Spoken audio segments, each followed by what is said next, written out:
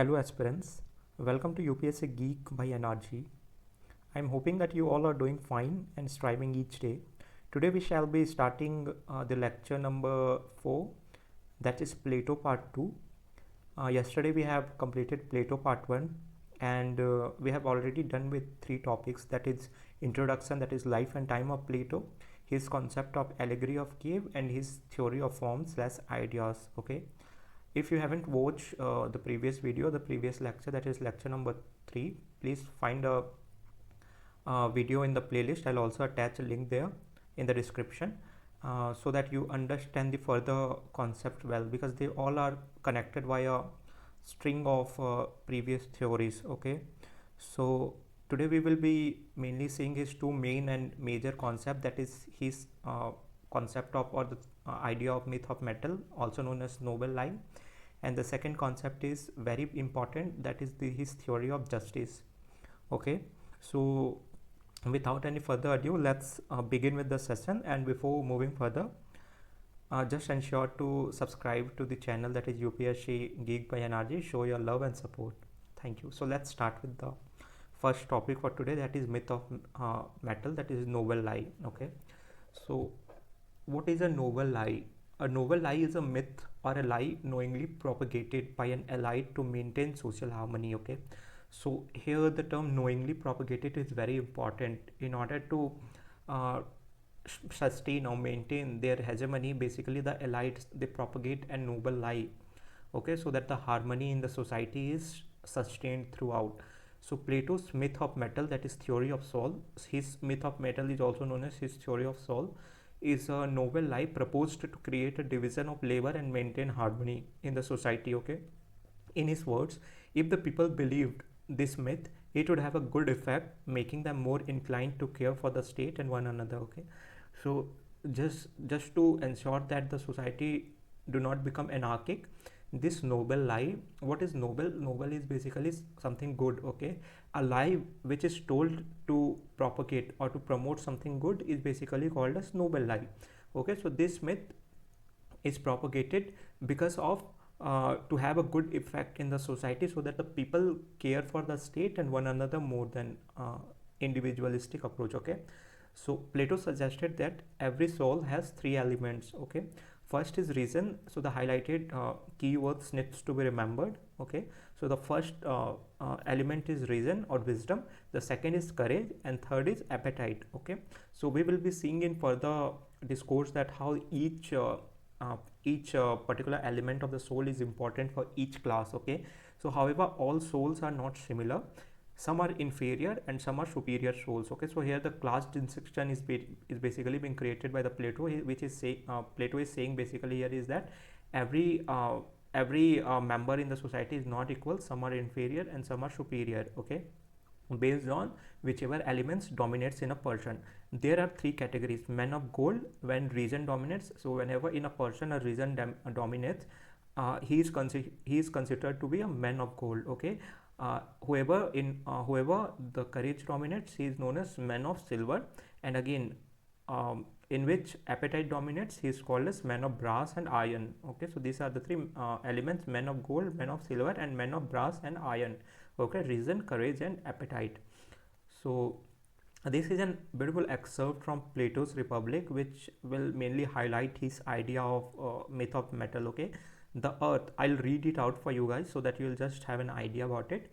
So you have to read and reread it. You have to read in order to reread it, then you will get the true essence of what this particular excerpt talks about. Okay, so the earth as being their mother delivered them, and now as if their land were their mother and their nurse, they ought to take thought of her and defend her against any attack, and regard the other citizens as their brothers and children of the same same earth. Okay, so basically Plato is trying to propound the idea that as the earth is the mother and also the nurse of us human being, we ought to take care of the earth against any foreign attack. Okay, or any against any attack, basically, as we protect our mother and our family in our houses.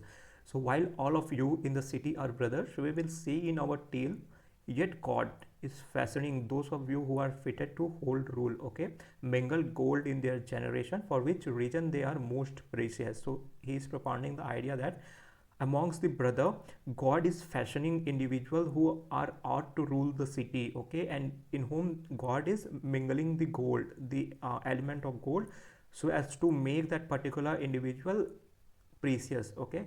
But in the helper, that is silver and iron and brass, in the farmers and other craftsmen, he is mingling gold in the person who is going to rule. Again, he is mingling silver in the person who is going to defend, that is warrior class, and brass and iron in the farmers and craftsmen basically, okay. As you all are akin, though for the most part you will breed after your kinds, okay. It may sometimes happen that a golden father would beget a silver son, that a golden offspring would come from a silver sire, and that the rest would in like manner be born of one another, okay. Though we all are brother from the same mother, we ought to breed the generation so as to continue the human legacies on this planet earth, okay. So sometimes a golden father can also offspring a silver son, and simultaneously a element or a craftsman or a farmer with brass can also have an offspring of a gold element, okay. So it is not a fixated generation that only a gold man will offspring a gold son. Anyone can do or produce gold son, okay, and simultaneously in respective with other classes as well, it is valid. So that the first, it is a continuation of the same excerpt basically. So that the first and chief injunction that the God lays upon the rulers is that of nothing else are they to be such careful guardians and so intently observant as of the intermixture of these metals in the souls of their offspring. And if sons are born to them with an infusion of brass or iron, they shall by no means give way to pity in their treatment of them, okay. So basically Plato is trying to propagate an idea that if a offspring of brass or iron is being produced by gold, they should not treat them in pity, okay. They should give them equal respect or equal treatment in comparison to the other elements, okay, but shall assign to each the status due to his nature and thrust them out among the artisans or the farmers. Though the treatment given to the offspring of brass or iron should be equal, but he should not take away his status due to him, that is of farmers or craftsmen, okay. As we have seen that the element of brass or iron mainly dominates in craftsmanship, farmers and etc. So he's basically saying that the business or the farmers or the agriculture should not be taken from a person in which brass or iron dominates, okay. Though he is the offspring of a king, but he should not be taken his due status, that is of farming or artisanships, okay. And again, if from this there is a born a son with unexpected gold or silver in his composition, they shall honor such and bid them to go up higher, okay. And simultaneously, if in a courtship of, let's say, couple of brass or iron elements, if an offspring of a gold is produced, then they should not hinder him or her to go to the higher of the hierarchy, okay. Some of the office of the guardians, some to the assistantships, alleging that there is an oracle that the city shall then to overthrown when the man of iron or brass is its guardian, okay. So this is the excerpt from the Republic part 3. So what is the implication of noble lie, okay. What is the political implication of noble lie? Basically what is our requirement out of that? So Plato's myth of metals suggests that people are born with certain characteristics that are meant for some kind of work and are unsuitable for some other kind, okay. Basic. It runs contrary to the modern assumption of natural equality. Today, as we follow the assumption or the notion of natural equality, that we all are equal irrespective of our caste, gender, sex, characteristics and etc. During that time, it was not on the basis of natural equality. There was a essence of class division, okay. It shows that Plato's belief in natural inequality, which is also shared by Aristotle, as we shall see later, okay. So basically, in contrast to today, as we follow the notion of natural equality, during the time of ancient Greeks or the Plato to be specific, there was a notion of natural inequality to be practiced in society in order to maintain that harmony or balance. Okay, the concept also comes closer to the Indian idea of Varna ashram system. Okay, so as we know that in the Indian philosophical, we have the idea or notion of one ashram system where we have four major varnas, that are Brahmins, Kshatriyas, Vaisyas, and Sudras. Okay, so it is somewhat similar to the Plato's idea of noble lie, or the myth of metal. Okay, if you understand this notion of one ashram system of Indian philosophy, you will be able to approximate the understanding of the idea of myth of metal of Plato. Okay, where people are born with a certain mixture of sattva-guna, rajoguna, and tamoguna. Okay, that is goodness, passion, and ignorance respectively. Based on the dominating elements, they are classified into four varnas, that is Brahman, Kshatriyas, Vaishyas, and Sudras. Okay, so the biggest implication of Plato's including the noble lie in his Republic is the inconsistency it creates in the idea of Plato. Okay, so in his theory of form, as we have said, that there is something intelligible of form or idea which are higher than the materialistic things that we have seen in on this planet Earth, right? But here in his theory of metal, myth of metal, he is propagating the idea of natural inequality, that if idea of form is superior, then why Plato himself is talking about such a meager thing of natural inequality, of class division, labor division. Okay, so here the notion of inconsistency is being created in the idea of Plato himself. Okay, where Plato himself talk about a notion of idealism or the superior form of things, but here he talks about the class division, which is not matching his idealistic approach. Okay, so here the inconsistency is important terminology to be remembered.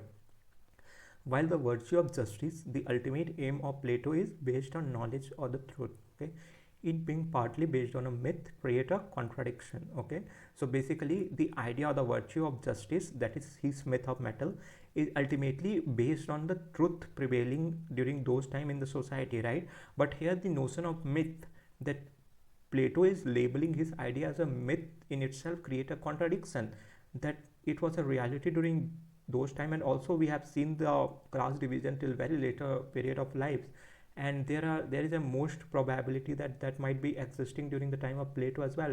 As we know, the system of slavery was prevailing during those times, right? So hereby labeling his notion as a myth in itself creates a great contradiction. Okay, so a myth, a part of this world of shadows holding together Plato's ideal world, or put plainly, using a lie to establish the truth. Okay, so basically here Plato is propounding a lie to establish the truth, that this is the truth, a kind of metaphor. Okay, so this inconsistency creates myriads of other questions, like, can consistency be ever achieved in politics? Okay, very valid question. Can consistency be ever achieved in politics, right?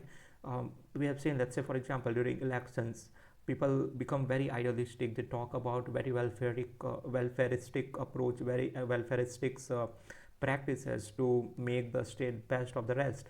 But when they come to the power, when any authority comes to the power, are they consistent with their promises during the election times? Okay, so this becomes a myriad of questions, that can consistency be ever achieved in politics? Okay, can politics be ever presented as a united whole truth? Is it human nature that remains too uncertain to conform to any particular reality? These questions remain unanswered even today, and perhaps form a base for the most recent ideology in politics and philosophy, that is postmodernism. Okay, so we will be dealing with postmodernism in later lecture series as well, so you will be able to clarify those myriads of the questions very explicitly. Okay, so the ideology suggests that there is no ultimate truth, and what exists is the only discourses or the relative truths. So basically the brief definition of postmodernism, or the idea of postmodernism, is that there is no ultimate truth. Okay, there is nothing like a truth or the idealistic truth which is propagated by the Plato or the ancient philosopher. What exists is only discourses or the relative truth. Okay, relative truth in the sense which will change with respect to the spatial and temporal changes. Okay, in respect to the time and place. Okay, it will change. The truth will vary ultimately. Whatever can be truth or right for, let's say, Western countries cannot be right for us. So that is the relative truth. Okay, which will change according to the time and place. So what is the criticism of Plato's idea of myth of metal or noble lie is that critics of Plato's philosophy argue that the myth of the metal supports an authoritarian and elitist view of governance. Okay, so basically what is being said is that here, as per the notion of myth of metal, there is a class division which is being created, and it is most probable that the higher classes, okay, the higher classes, that is the ruling classes, they are creating this notion or the myth so as to dominate over the other classes, right? In Indian context, if I have to give the most approximate concept of similar idea, is that Brahmanical patriarchy. Sometimes we talk about Brahmanical patriarchy, right?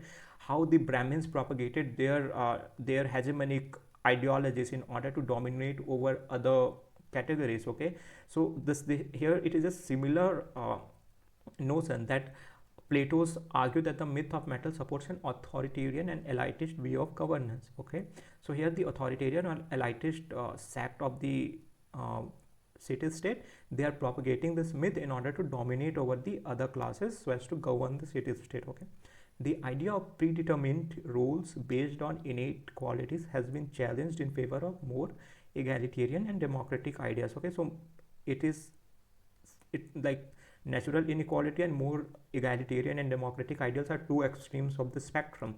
Okay, so this basically challenged the people who talks more in the favor of egalitarian and democratic ideals. Okay, very basic. So what can be the conclusion which can be written in the answers? That is, the myth of the metals is a crucial element in understanding Plato's vision of the ideal state. Okay, so where individuals are assigned roles based on their innate qualities and virtues, creating a harmonious and just society according to his philosophical principles. Okay, so basically one liner will be, myth of metal is a noble lie which is propagated by Plato just to create a sense of harmony in the society, so that people do not trespass others' role and they limit and confine themselves to the role which is assigned to them by their birth or the characteristics or the innate tendencies. Okay, simple. So now let's move to the major topic of Plato, that is his theory of justice.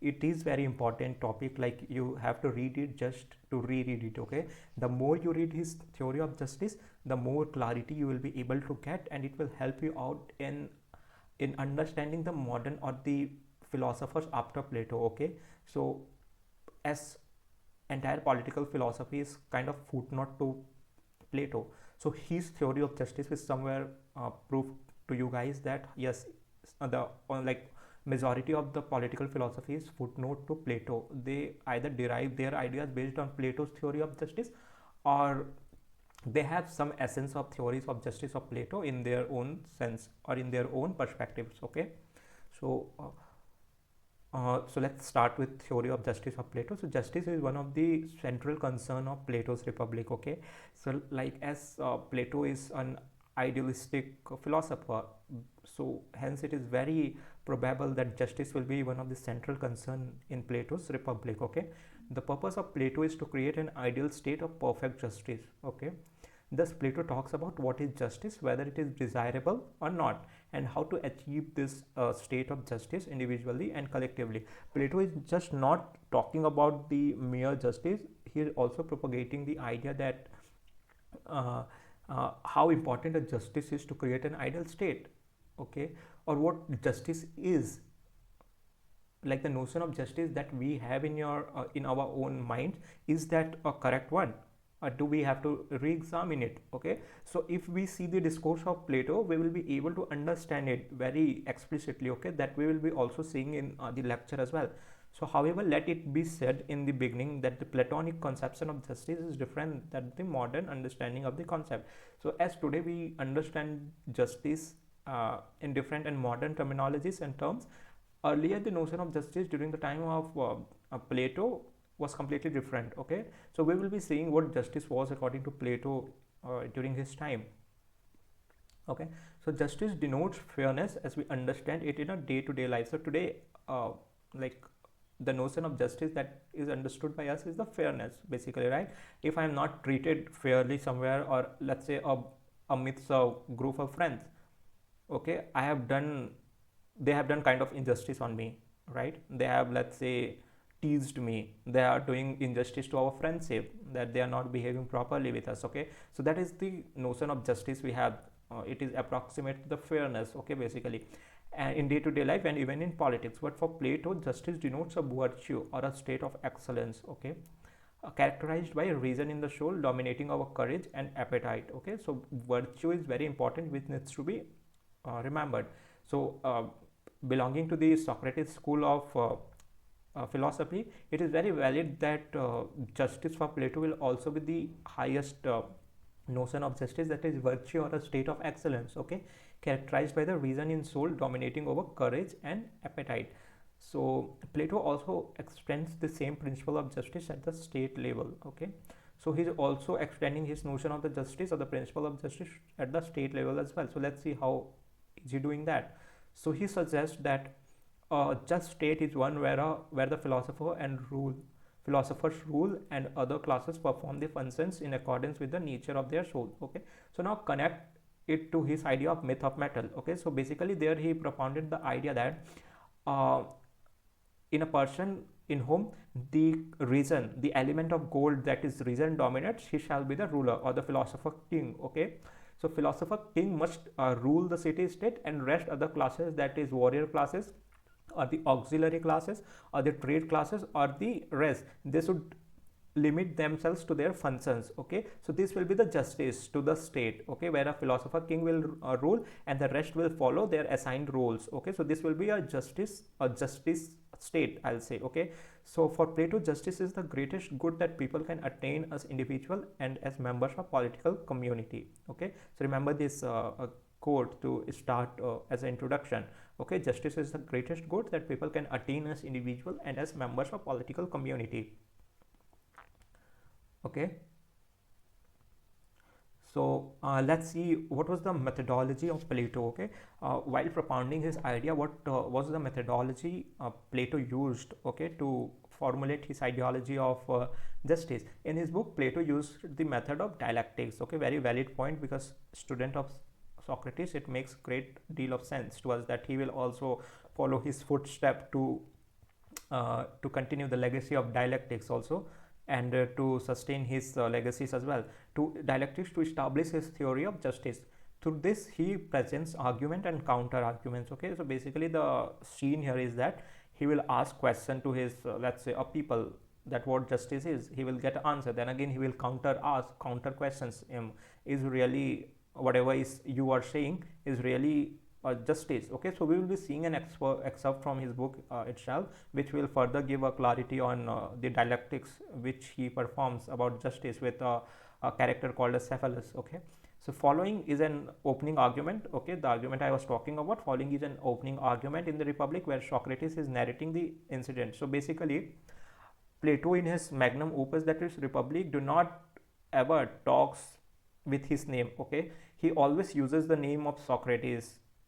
Okay, basically to give an authority or credibility to the concept that he's putting forward to the book. Okay, so here Plato is representing himself as Socrates, then he is engaging in the dialectics. Okay, so please know that in most of his texts, Plato speaks through the character of Socrates. Okay, while is it beyond the scope of this book to give complete dialogue, we are presenting an excerpt. Okay, so we will just be presenting an excerpt to you so that it will give a further clarity. So here the Socrates is saying, well said Cephalus. Okay, who is Cephalus? Cephalus is basically a son of a wealthy individual in Athens. Okay, so well said Cephalus, Socrates replied. But as concerning justice, what is it? Okay, he is asking to Cephalus, but as concerning justice, what is it? What is it? What is your understanding of justice? To speak the truth or to pay your debts? No more than this. So basically, before he already asked what a justice is to Cephalus, and Cephalus responded very innocently that justice is to speak the truth and to pay your debts. Okay, so again he is counter asking to the Cephalus that but as concerning justice, what is it? To speak the truth and to pay your debts, no more than this. And even to this, are there not exceptions? Okay, suppose that a friend, when in his right mind, has deposited alms with me, and he asks for them when he is not in his right mind. Ought I to give them back to him? no one would say that I ought or that I should be right in doing so, any more than they would say that I ought always to speak the truth to one who is in his conditions. Okay, very valid point. Like as Cephalus said that justice is to speak the truth or pay your debts. Okay, but here again the Socrates is counter asking to the Cephalus that if a person in his right mind has deposited an arm with me, but when he goes mad, when he is not in his right mind and he asks for that arm back, out I give the particular arm to him back, will that be justice? Because there will be a consequence to that. What if he harms someone's? Okay, who will be stand liable for that? So is that justice? Is that doing justice to him? Okay, so here a point to ponder. Okay, here a point to ponder. Like most of the time we ought to have kind of notions with our own selves, but do we have a complete scientific thought around it? Do we know the consequences? Do we know the means and ends of the particular notion that we have in our mind? That is what also a true essence of dialectics is to challenge your own thoughts, to challenge your own preconceived notion. And this is what a beautifully explicit in this excerpt from the book of Republic. Okay, so let's continue with what was the response of Plato. Okay, so we have seen the justice in basically we have seen an excerpt from Plato's book. Now let's see sophist argument on justice. Okay, sophists were basically contemporary of Socrates and Plato. So what was their point of view when it comes to justice? Okay, so as discussed earlier, sophists represented the rival tradition of Socrates. Okay, they were the basically rival, quite opposite to the Socrates tradition. They were also like the contemporary of each other. Okay, they believed and thought that the self-interest is more important than the interest of society. Okay, they are basically individualistic in nature, who were putting more emphasis upon individual than the society at large. Okay, so the way to have a good life is through material pleasures, which can be acquired by power. Thus, acquiring power and utilizing it should be the main subject of teaching. Okay, so this was the methodology that sophists were following, that material pleasure is the utmost pleasure or the supreme pleasure, and acquiring power and utilizing it should be the main subject of teaching. Okay, acquiring power to achieve the end of material pleasure should be the main aim of the teachings of the sophist. Okay, in Plato's dialectic dialogues, Thrasymachus represents sophist character. Okay, so there is a character by name Thrasymachus who is representing the sophist in his magnum opus, that is Republic. Okay, so according to Thrasymachus, justice or right means what is in the interest of the strong. Okay, basically might is right. So justice is what is in the interest of the strong. Okay, sophist believed in the natural justice where might is right. Basically, okay, for sophist, justice is might is right, strong is always right. Okay, or the powerful do what they like, and that is justice. The ruling class always makes rule in their own interest, and in many situations it is preferable for men not to follow rules.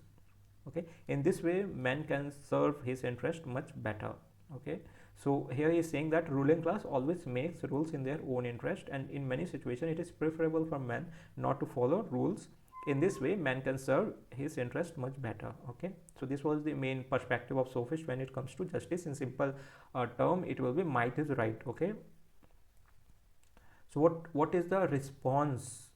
Okay, what is the response to response of Plato when concerning justice or sophist per se? Okay, so Plato suggests that it would be better if we understand the principles of justice at the level of the state. Okay, for Plato being an more idealistic, he always put state before individual. Okay, for him society is always prior to individual. Okay, as we will see in his statement, which says that state is an individual writ large, that is state is larger representation of individual. Okay, so let's see, if we understand the principle of justice at the level of state and apply the same at the level of individual. Okay, he's basically saying that if a notion of justice, if a principle of justice can be applicable to the level of state, at the level of state it will also be applicable at the level of individual. So let's focus more on state, and ultimately it will percolate down to the individual. That is the basic idea of Plato's approach towards justice. Okay,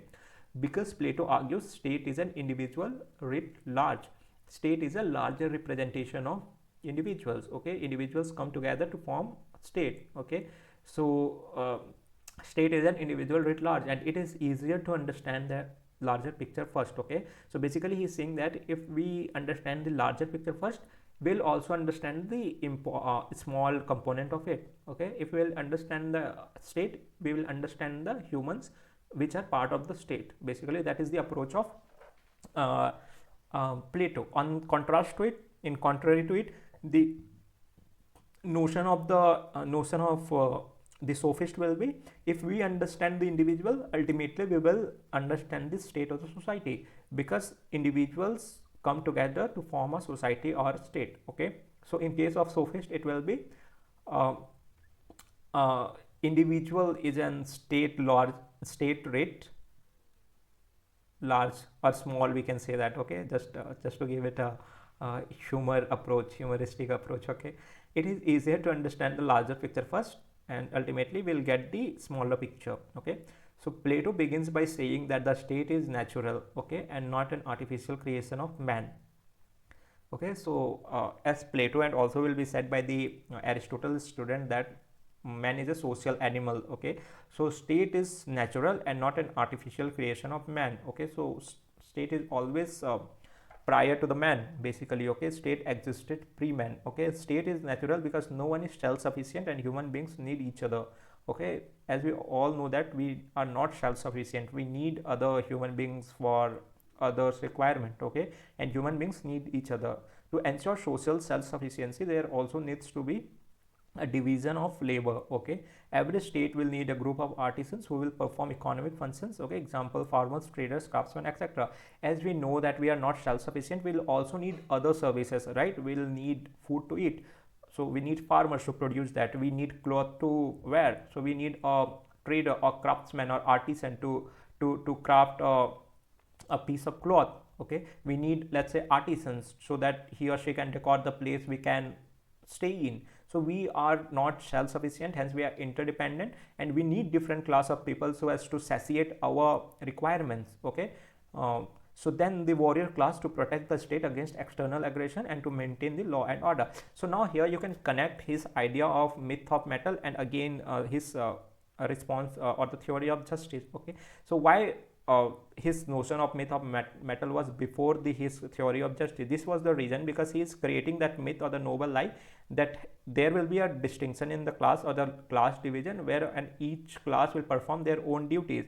And here he is giving a theory of justice where he is talking about a justice where the state is prior to the individual. Okay, the harmony in the state is very important. Okay, and to maintain that particular harmony, he is giving the division of labor, basically in order to maintain that harmonious stature in the state, so that the self-sufficient nature of the human beings, which we are not, we are always interdependent on the other classes for the our requirement or the our needs that needs to be fulfilled in order to have that harmonious state or the ideal state, which is the main goal of Plato. Okay, then the warrior class to protect the state against external aggression and to maintain the law and order. Okay,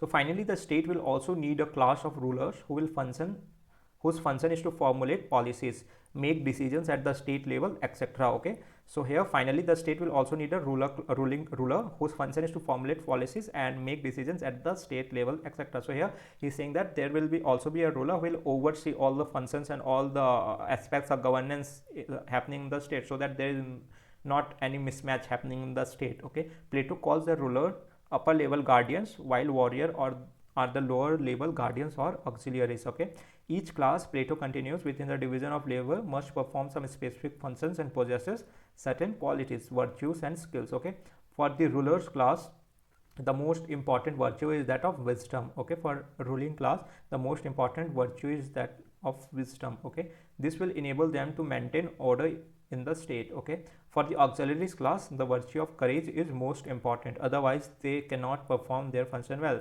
Okay, so auxiliary or warrior class, the basically they have their duties to defend the state, hence they need courage. Okay, so if they do not have necessary courage, they will not be able to perform their duty well. Okay, so they need a virtue of courage. Similarly, the artisans must have a virtue of temperance or patience. Okay, or the restrictions argues Plato, they should be able to restrain their passions. Okay, so basically here artisans, traders, and etc., they should have temperance. Temperance in the sense they should have control over their passions. Okay, like let's say there were during the ancient time there was a prevalence of usury, where the traders used to charge very high rate of interest from their people. Okay, so for taking that as an example, Plato is suggesting to that particular trading class or the money lending class that you should restrict your passion of charging exorbitant amount of fees or interest from the people. Okay, so this is the basic idea which is even applicable to date as well. Okay, they should be able to restrain their passions. The artisans class must understand that their function in the state is economic, and the craving for wealth and status should not lead them to take over other functions. Okay, those of the guardian class and etc. So here the temperance or bigger picture is also that they should not aspire, if they are assigned the duty of traders or artisans or craftsmanship, they should not aspire to become a king or warriors. Okay, they should always practice temperance. So in other words, in a just state, men of gold will rule over men of silver and iron and brass. Okay, men of gold, that is the ruling class, philosopher king, in which wisdom, virtue of wisdom will dominate, shall rule over the men of silver and iron classes. Okay, in other state, every class will perform the function according to the spiritual qualities of their soul. Okay, as we have seen the qualities or elements of their soul, that is men of gold, men of silver, and men of iron, they should perform the roles assigned to them as per their qualities of their soul. Okay, while men of reason will rule and make laws, men of courage will ensure security. Here basically the warrior class or the auxiliary class will ensure to defend the state when it comes to security. Okay, and the men of appetite will be involved in the task of production. Okay, the basically the men of iron class and etc., or the brass, they should mainly engage themselves in the task of production. All will perform the function for which they are naturally suited. Okay, in this way they will achieve excellence. So this will be the state of justice according to Plato, where each class will perform their own set of duties assigned to them. They will practice wisdom or wisdom when it comes to ruling classes, so that they will formulate tremendous policies for their state. They will have courage, warrior class will have courage, so that when it comes to security in state, they will come forward to defend the state. And temperance will prevail in the trading or the artisans class, where they will also practice temperance so as to not aspire for the ruling or warrior classes. Okay, please know that when Plato talks about virtues of different classes, it is assumed that the higher class will already possess the virtue of the lower classes. Okay, so it is not like the warrior class or the, let's say, or the ruling class, he will not only have a virtue of wisdom, but he will also have a virtue of courage and temperance. Okay, so it is like ruling class will have a virtue of all the three, that is wisdom, courage plus temperance. Okay, the second warrior class will have a virtue of courage plus temperance. Okay, and third the traders class will have virtue of only temperance. So as we go ahead in the hierarchy or go above in the hierarchy, the amount of virtues also increases. Okay, ruling class wisdom plus courage plus temperance, auxiliary class or warrior class, it is courage plus temperance, and in traders class it is only temperance. Okay, so this is the table which will clearly explicit the classification. So see, we basically we have first is the person or the trait of appetite or desire. It will dominate on peasants or farmers or artisans. Class will be producer class, element will be iron, cardinal virtue will be temperance. Okay, in which spirit or courage will dominate, they will be soldier or warriors, auxiliary or warrior class, silver element, silver will dominate, and they will be cardinal virtue will be courage. Okay, and the reason or intellect, the trait of reason or intellect in which it will dominate, they shall be rulers and administrators, ruling class of philosopher king, elements of gold and wisdom. Okay, so this table will clearly explicits the idea of Plato's concept of justice. Okay,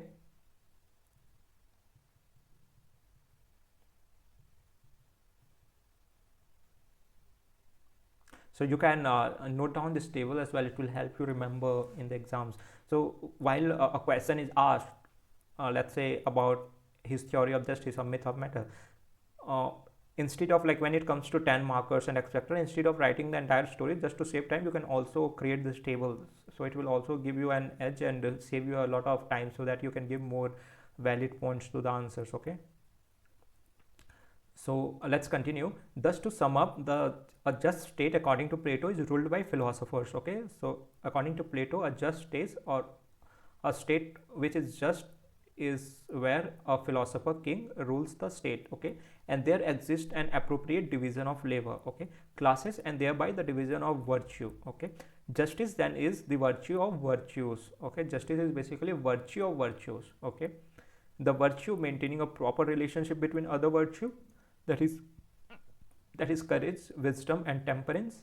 Further, the classes also do not interfere with each other's functions in a just state, that is non-interference. Okay, so according to Plato, what is a just state? Where first, where a philosopher is a king. Second, where the notion of division of labor is strictly followed. Third, where the virtue of virtues prevail, that is where a virtue of courage, wisdom, and temperance is regarded as a holy virtue. And fourth, where the practice of non-interference is practiced among its citizens. Okay, so these four are important factor to be considered a state as a just state according to Plato. Okay, so this can be used in concluding remark. Okay, in answers.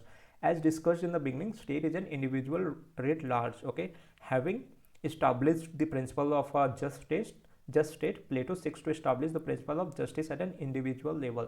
Okay, so if these four practices will be prevailing among the people in the city state, that is division of labor, the philosopher king, the virtue of virtues, and non-interference, it will mainly be practiced by whom? The individuals. Okay, to attain to that level of just state. So here, if the each individuals will ensure to practice these four particular factors of his just state, they will also attain the principle of justice. Okay, here the individuals will be more just. Okay, so just like in a just state, philosophers are the rulers. In a just person, wisdom rules over courage and appetite. Okay, the reason rules the soul.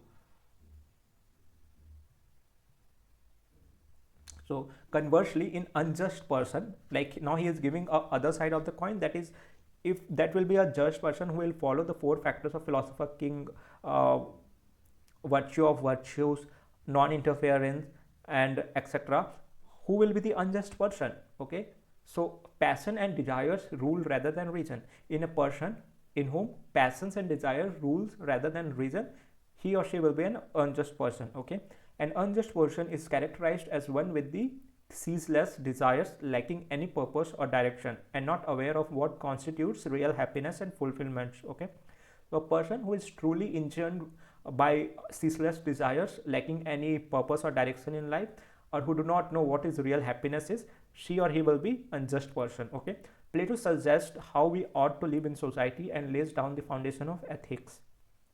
Okay, there is a difference in the way we live in nature and the way we live in society. In nature, we are guided by our instinct, passions, and appetite. In society, we ought to be guided by reason. Okay, so basically, if you will read the statement, it will give you a clear distinction that this is the response to the sophist, who mainly focus on the individualistic, materialistic gains or individualistic happiness. Okay, so they mainly propound the idea that power should only be accumulated in order to satiate one's ends, materialistic happiness. Okay, so here Plato is saying that there is a difference in the way we live in nature and the way we live in society. When we live in a nature, we can go and satiate our own needs and desires like animals do, right? But when we live in a society, we also have to take care about other individuals, because we are in the society. Okay, in nature we are guided by our instinct, passions, and appetites, like in animals, right? In any jungle. But in society, we ought to be guided by reason. We also have to make use of our reason. Whatever I am committing or doing right now, what impact it will have on my fellow citizens in the society, right? That needs to be thought upon when we are in any civilized society. It is true that man is an animal, but it is also true that man is a social animal. Okay, different from other animals. What is should not be what ought to be. Okay, here the Plato is basically wanting to say that as man is social animal, we also have to take into the consideration the ethical notion of society. Our what is should not be above what ought to be. Okay. So what is Glaucon's argument? So Glaucon represents the contractual theory of justice. Okay, so Glaucon is a completely different character. He also gives one different notion of justice according to his point of view. Okay, so for him, justice is in the interest of the weak. Okay, so he's basically, so we have learned the sophist notion, who basically talks about individual um, attaining personal goals and personal desires. Okay, we have seen we have seen Plato's notion that he talks about state, who says that state is individual writ large, and then he comes to individual. Okay, now we are seeing a Glaucon's argument. Okay, so Glaucon is also one of the learned citizen of Athens, who is saying that justice is in the interest of weak. Those who were weak could not defend themselves from the strong, hence they came together and entered into contract. Okay, so basically powerful agreed that they would not harm the weak. Weak agreed not to criticize the powerful in return for the protection they give. So basically Glaucon is advocating the idea that justice is something in the interest of the weak.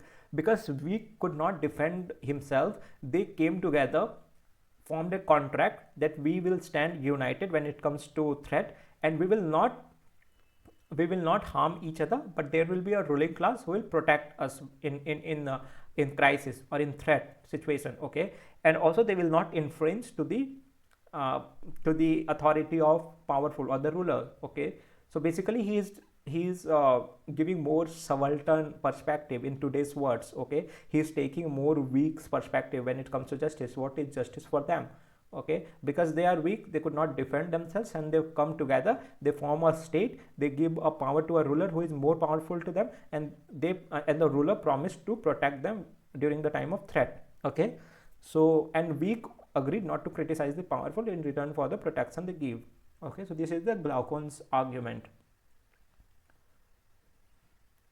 So what is Plato's response to Glaucon's argument? Okay, so Plato has two objections. So first, Plato's response was to sophist. Okay, where he talks basically about the uh, philosopher king, the non-interference, and virtue of virtues, and etc. Okay, and now he is responding to the Glaucon's argument of justice. Okay, so Plato has two objections to this argument. First, this theory suggests that the state is contractual, artificial, man-made. Okay, so Plato says that the state, humans are the social animal, and hence state is individual writ large. State is prior to man. Okay, but here the Glaucon's idea is that we come together to form state. They form a contract to form a state. So the Glaucon is presenting more contractual, artificial, man-made nature of state is the first argument. Okay, and the second, it suggests that only the weak require the state.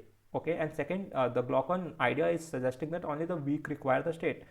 Okay, so as seen earlier, Plato suggests that man is a social animal. Okay, no man is self-sufficient, and thus their association, that is society and state, is natural. It is not artificial creation. So he is giving argument to the first notion that state is contractual or artificial or man-made. Okay, so basically Plato is propounding the idea that man is not a self-sufficient individual. Okay, hence we need other individual to satisfy our needs and requirement. Okay, we are a social animal basically, so as to say. Okay, no man is self-sufficient, and thus their association, that is society and state, is natural. Okay, it is not artificial creation. Further, it is wrong to think that only the weak require the state, because even the powerful are not self-sufficient. Okay, let's say the richest man, Elon Musk. Okay, he can make world best technologies, but let's say he cannot produce a food by himself. Okay, he need a farmer to grow a food, hence he needs someone else to do the other parts of his life. Okay, so hence weak require the state, because even the strongest person is never strong enough. Okay, if all weak come together, they can also pass through the strong person. Okay, so even stronger person, they need a state. Okay, for Plato, the achievement of all forms of excellence is dependent on justice. Okay, the achievement of all forms of excellence is dependent on justice. Thus, when there is a state, when there is a justice, there is a peace, and only then there can be excellence. Okay,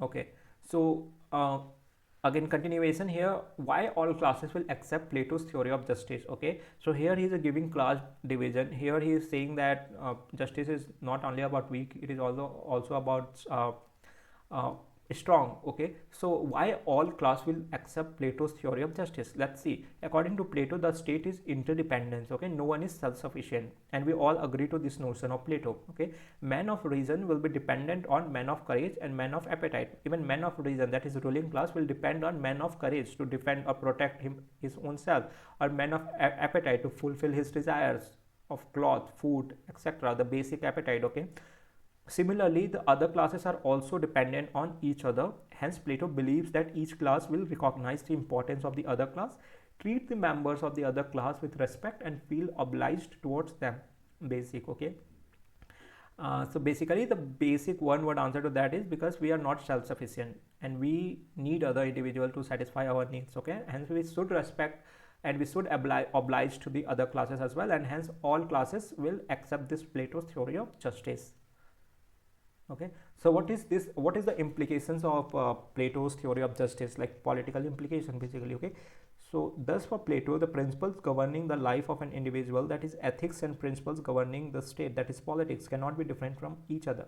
Okay, so basically when we started, we talked about this Plato's concern, that Plato basically wants to eliminate the difference between ethics and politics, and he basically wants to unite ethics and politics. Okay, so this is what he's propounding here. The idea of a good life and a good political life cannot be different from each other. Okay, so basically he's saying that if we have a good life, we will ultimately have a good political life as well. Okay, by saying that state is an individual writ large, or state is an enlarged version of an individual, Plato wants to say that the nature of the state will be shaped by the character of citizens living in the state. Very valid point. Okay, so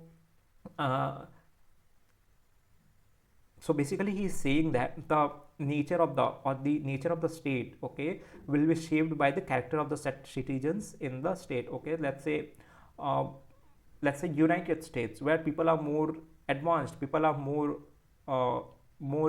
educated, and hence the state United States is more advanced than the other countries. Okay, China, let's say China, the people are more hardworking, more technical intensive, and hence China is world best when it comes to manufacturing, right? So the nature of the state will be shaped by the character or the nature of the citizens living in the state. Okay, hence he suggests that the state does not come out of oak or rock, it inherits in the minds of the people living in the state. So basically state is a larger representation of the people living in that particular state. Very valid point. Okay, if we want to make India a Vishwaguru, or let's say $5 trillion economy, basically we have to reshape our own selves, like what we as an individual can contribute to make India a $5 trillion economy.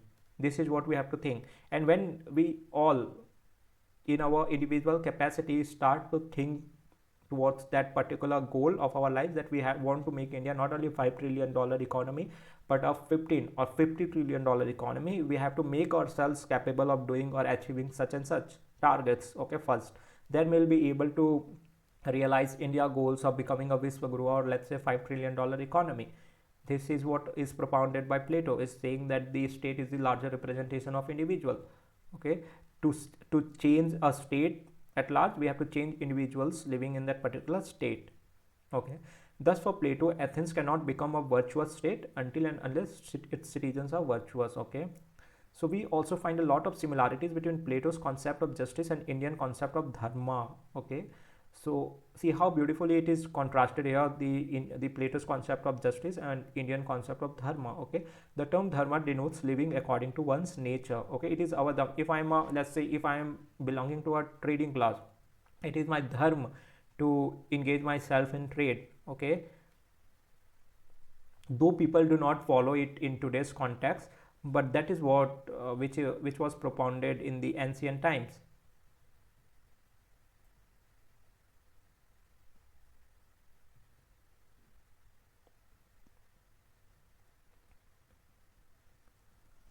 Okay, so the Hindu scripture attach paramount importance to individual dharma. Okay, very valid point. Okay, and this is evident from a sloka in Gita which says that destruction in the course of performing one's own duty is better than engaging in another's duty.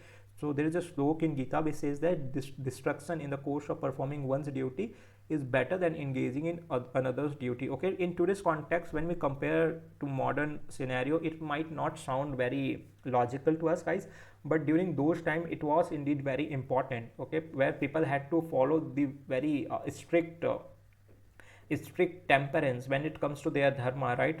Let's say a kshatriya or brahman cannot do a work of trader, okay, or a trader cannot be a brahman. Okay, so very strict distinction was there during those time, but in today it is somewhere blurred. The line is blurred, and it is very logical. The advancement or the streamline the humanity got is very viable, that we can or achieve whatever we want to in today's context. Okay, so this duty again is based on the concept of varna, the similarity of which with Plato's noble lie has already been discussed. Okay, the varna ashram concept and Plato's concept of myth of metal, which was already discussed earlier. Okay, so Plato's theory of justice also paves the way for his other theories. Okay, as I have already told you, the Plato's theory of justice is very pedestal upon which the edifice of his further theories will be built upon. Okay, that's why it becomes very important for us to understand the hook and nook of Plato's theory of justice. Okay, the theory of philosopher king illustrates how the just state will actually come into practice. So basically saying the theory of philosopher king will illustrate how the just state will actually come into practice. The theory of education is given by Plato to ensure how to divide the classes and train the philosopher king. Okay, so the next will be his theory of education, in which it will be thought that how to ensure how to divide the classes and train the philosopher king. Okay, so when it comes to his theory of education, it is clearly said by the Plato that we have to train the philosopher king very differently from the rest of the classes. His training, his education will be more rigorous as compared to the other classes, because he will be at the stake when it comes to ruling the state. Okay, and his theory of communism, which is next to his theory of education, which acts as a secondary mechanism to protect the ruling class from getting corrupt. Okay,